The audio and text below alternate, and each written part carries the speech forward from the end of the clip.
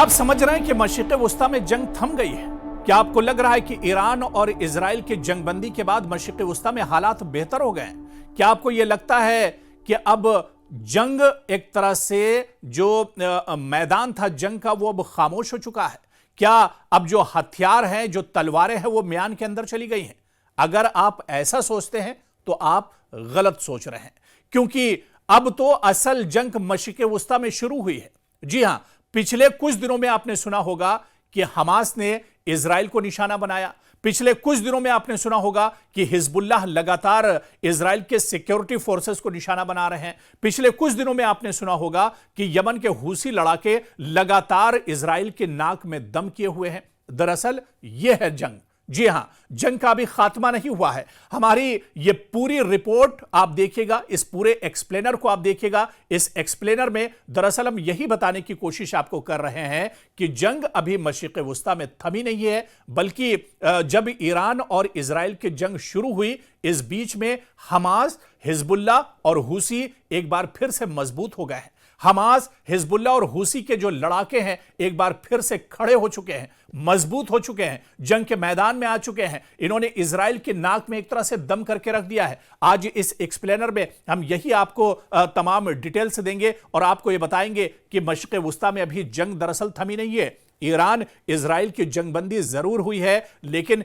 12 दिनों तक जो जंग चली है, इस जंग में मशरिक़ वस्ता में जो दूसरे ग्रुप थे, यानी फिलिस्तीन में हमास की बात की जाए, यमन के हूसियों की बात की जाए, या इसी तरह से हिजबुल्लाह की बात की जाए, लबनान के हिजबुल्लाह, अब ये पहले से मजबूत हो चुके हैं और जंग तो अब शुरू हुई है। जी हां, आप थोड़ा सा देखिए कि जंग तो अब शुरू हुई है मशरिक़ वस्ता में, जहां पर हमास लगातार इजराइल के लड़ाकों पर हमला कर रहा है। लबनान के का हिजबुल्लाह जो ग्रुप है, जिसे कहा जा रहा था कि खत्म हो गया है, हसन नसरुल्लाह के मारे जाने के बाद, उन्हें शहीद करने के बाद यह माना जा रहा था कि हिजबुल्लाह खत्म हो गया, लेकिन हिजबुल्लाह तो एक बार फिर से इजराइल के ऊपर लगातार अटैक कर रहा है। तो वहीं पर यमन के हूसी लगातार इजराइल और अमेरिका के लिए परेशानी का सबब बने हुए हैं। हूसी लगातार अपने मिसाइल अटैक कर रहे हैं और आप देखिए कि यह जंग तो अब शुरू हुई है दरअसल, क्योंकि हमास, हिजबुल्लाह और जो यमन के हूसी लड़ाके हैं,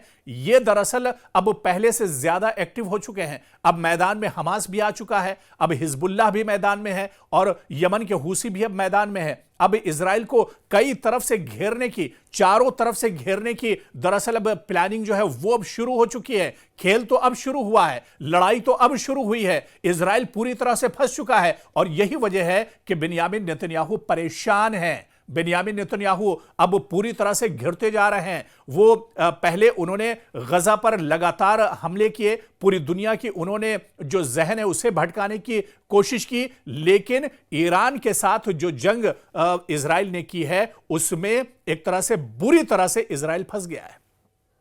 और इसी को हम समझने की कोशिश कर रहे हैं कि दरअसल एक तरफ ईरान और इजराइल की जंग चल रही थी और दूसरी तरफ हमास, जो पिछले 1.5 साल से जिस हमास को इजराइल खत्म करने की कोशिश कर रहा है, जिसके लिए बड़े बड़े दावे इजराइल की तरफ से किए जा रहे हैं, बड़े बड़े दावे बिन्यामिन नेतन्याहू की तरफ से किए जा रहे हैं। डोनाल्ड ट्रंप चीख चीख के कह रहे हैं कि हमास का खात्मा होगा और अमेरिका चीख चीख कर कह रहा है कि हमास को नेस्तो नाबूद कर देंगे। वो हमास तो अभी भी जिंदा है।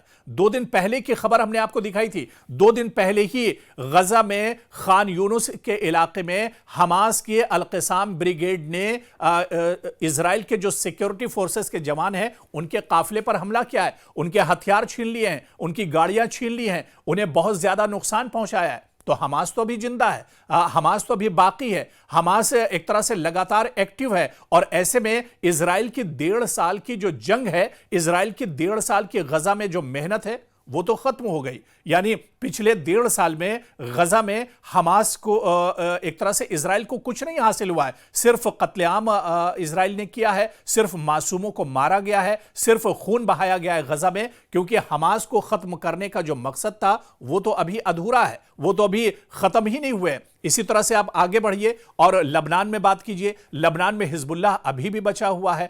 हसन नसरुल्लाह को शहीद करने के बाद इजराइल और अमेरिका ये मान रहे थे कि हिजबुल्लाह खत्म हो गया है, लेकिन हिजबुल्लाह आप देखिए कि 2-3 दिन पहले ही हिजबुल्लाह के लड़ाकों ने एक बड़ा हमला किया था और इजराइल की नाक में दम कर दिया है, यानी हिजबुल्लाह भी अभी एक तरह से बचा हुआ है। और इसके बाद आप यमन की तरफ आइए, मशरिक़ वुस्ता में यमन में आप देखिए कि जो हूसी लड़ाके हैं वो सबसे बड़ा दर्द-ए-सर बने हुए हैं इजराइल के लिए, बेन्यामिन नेतन्याहू के लिए। अभी अभी जो तस्वीरें सोशल मीडिया पर वायरल हो रही थी, आप देखिए कि किस तरह से रेड सी में जो बहरे अहमर है वहां पर इजराइल के एक कंटेनर को किस तरह से रॉकेट और मिसाइल से हूसियों ने निशाना बनाया है। तो जो ये दावे किए जा रहे थे कि हमास को तबाह कर देंगे, हमास खत्म हो जाएगा, हिजबुल्लाह खत्म हो जाएगा, हूसी लड़ाके खत्म हो जाएंगे, ईरान खत्म हो जाएंगे, वो तो सब अभी है। अब परेशान कौन है इस जंग में? इस जंग में दरअसल परेशान है इजराइल, और यह जंग दरअसल अब शुरू हुई है। हमास, हिजबुल्लाह, हूसी, ईरान अब एक्टिव हुए हैं। यह ईरान भी बार बार कह रहा है कि अगर अब जंग की नौबत आई तो अब इजराइल एक तरह से नेस्त नाबूद होगा, इजराइल अब एक तरह से पूरी तरह से अब इजराइल खत्म हो जाएगा। तो कहीं ना कहीं यह लड़ाई तो अब शुरू हुई है। इसे दरअसल आप समझिए कि ईरान और इजराइल के दरमियान लड़ाई में हमास मजबूत हो गया है। हमास एक बार फिर से निकल कर आ गया है। गजा में हमास ने एक बार फिर से हमले तेज कर दिए और इजराइल को हमास निशाना बना रहा है। हमास की जो सिक्योरिटी विंग्स है वो अब एक तरह से जिंदा हो चुकी हैं और एक्टिव हो चुकी हैं। हिजबुल्लाह अब एक तरह से एक्टिव हो चुका है। यमन के जो हूसी हैं वो अब एक तरह से एक्टिव हो चुके हैं। यानी लड़ाई तो अब शुरू हुई है और चारों तरफ से मशरिक़ वुस्ता में हमास, हिजबुल्लाह और यमन के हूसी और इसके अलावा ईरान ने चारों तरफ से अब इजराइल को घेर लिया है। इजराइल अब परेशान है। दरअसल जो हमने इससे पहले की रिपोर्ट में भी आपको बताया था कि इस तरह की खबरें मीडिया में नहीं आती हैं, लेकिन जो सच्चाई है, हमारा जो तजिया है, हमें जो जानकारी मिल रही है, हम जो ईरान का मीडिया है और इसके अलावा अल जजीरा से जो खबरें मिलती हैं वो यही बता रही हैं कि मशरिक़ वुस्ता में जंग दरअसल अब शुरू हुई है, जहां पर इजराइल अब बहुत बेबस है। इजराइल तो चाह रहा है कि अब गजा में भी जंगबंदी हो जाए। ईरान के बाद इजराइल चाहता है कि गजा में भी अब लड़ाई एक तरह से खत्म हो जाए, क्योंकि अब पस्त हो चुका है इजराइल। बेन्यामिन नेतन्याहू अब लगातार जंग लड़ते लड़ते पस्त हो चुके हैं। अब उनकी एक तरह से शिकस्त हो रही है। वो सिर्फ अपनी इज्जत बचाने के लिए गजा में लगातार हमले कर रहे हैं और मासूमों को मार रहे हैं, वरना तो इजराइल अब पस्त हो चुका है। जिस तरह से कहा जा रहा था कि इजराइल और ईरान लड़ाई में अगर ये कुछ दिन और लड़ाई ईरान के साथ चलती, जंग चलती, तो इजराइल का दिवालिया हो सकता था और ऐसे में इजराइल अब बहुत ज्यादा परेशान है। तो अब इस चीज को आप समझिए कि अब यह जंग दरअसल शुरू हुई है। अब ऊंट पहाड़ के नीचे दरअसल आया है।